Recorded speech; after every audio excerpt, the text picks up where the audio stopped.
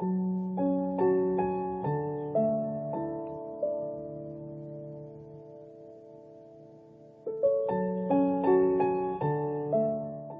Berlin Wall was an unspeakable tragedy. It divided many families and the lack of freedom was immense. When the wall fell, it was a triumph for the people of Berlin as well as Germany. A few years later, the east and west side of both Germany and Berlin were reunited. By 1991, the Soviet Union had collapsed and communism had been abolished from Eastern Europe.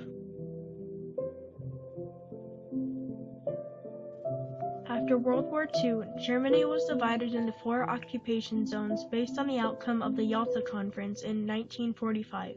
The Americans and the Soviet Union had been allies during World War II, but after the war it became clear that the leader of the Soviet Union, Joseph Stalin, had no interest in holding up his part of the bargain agreed to in the Yalta Conference. 2 countries became Cold War enemies. The Americans, the British, and the French controlled the west side of Berlin and the West German zones, and in 1949 they decided to merge their land together to form the Federal Republic of Germany, otherwise known as West Germany. Unfortunately, Berlin was too far into the communist Soviet sector, which became known as the German Democratic Republic, or East Germany.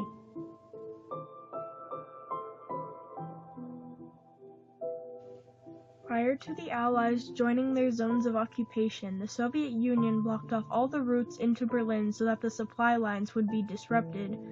On June 24, 1948, the Americans flew over planes and dropped supplies for the West Berlin people. They continued to do this until May 12, 1949. This was known as the Berlin Airlift.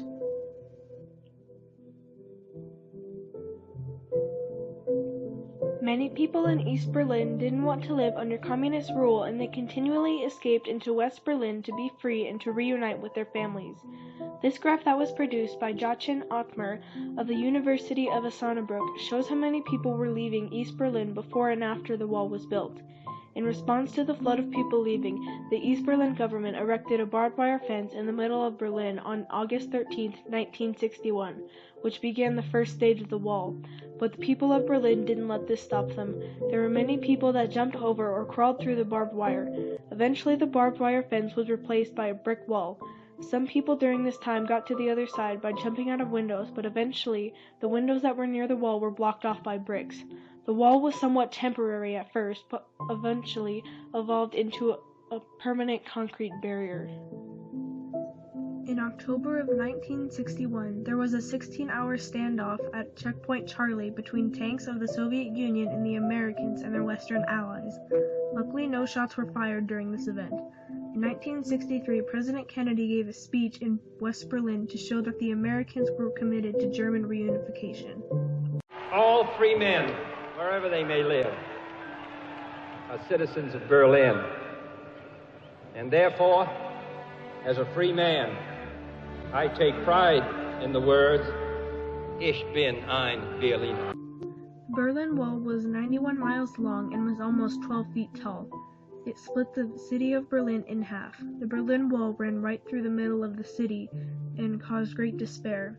This tragedy split many families apart, and many people died trying to cross the wall. The journey to cross the wall was pretty much a death wish. There were 2 walls with minefields in between. That was called the death strip. There were even watchtowers with guards armed with machine guns to make sure no one escaped to West Berlin.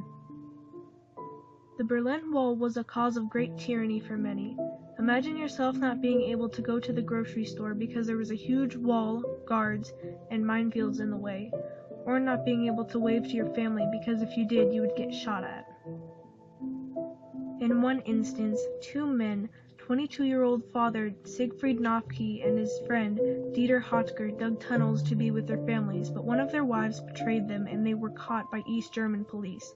Nofke was shot to death and Hotker was put in prison for 10 years. To top it all off, his wife divorced him while in prison. There was also the story of a 6-year-old, Andreas Sink, who was pushed into the Spree, a river forming part of the barrier between East and West Berlin.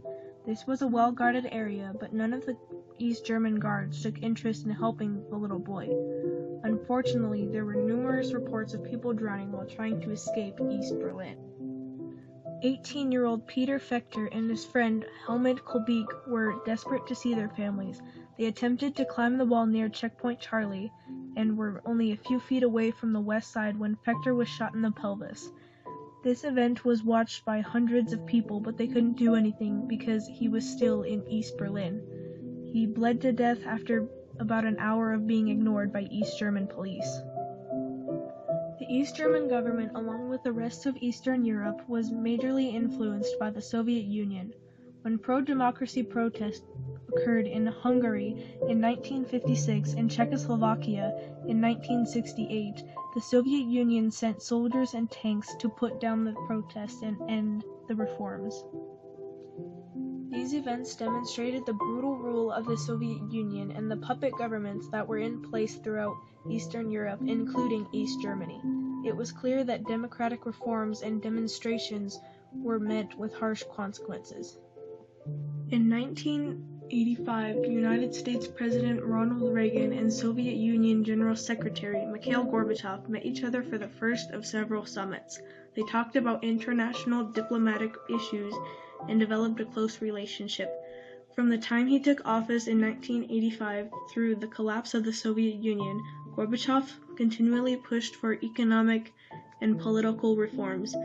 He specifically pushed for glasnost, or openness, and perestroika, which meant reform.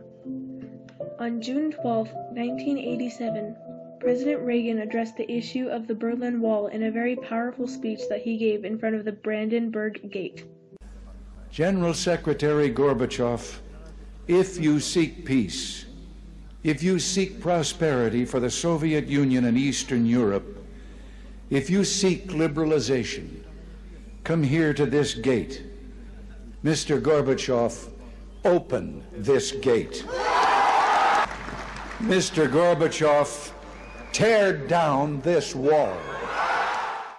In the spring of 1989, when pro-democracy demonstrations began in East Germany, Erich Honecker, the East German leader, asked for Soviet support, similar to what had happened in Hungary and Czechoslovakia. But Mikhail Gorbachev didn't intervene because he felt that communism needed to be reformed.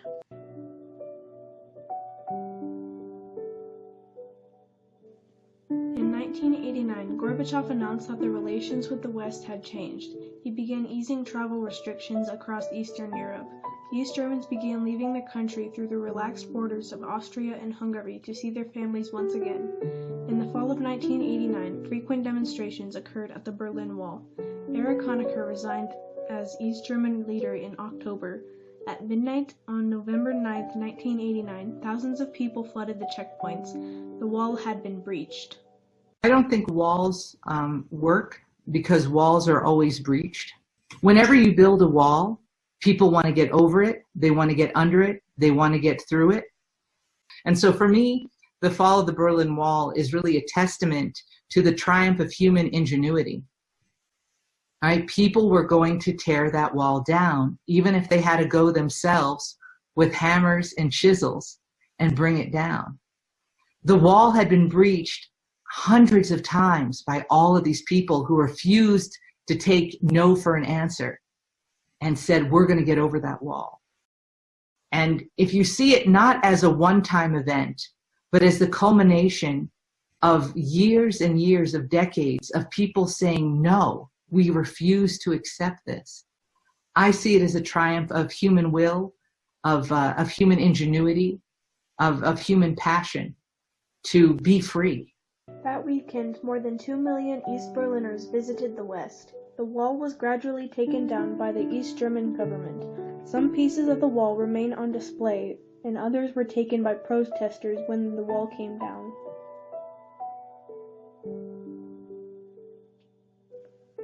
On October 3, 1990, the German Democratic Republic became part of the Federal Republic of Germany to create a reunited Germany.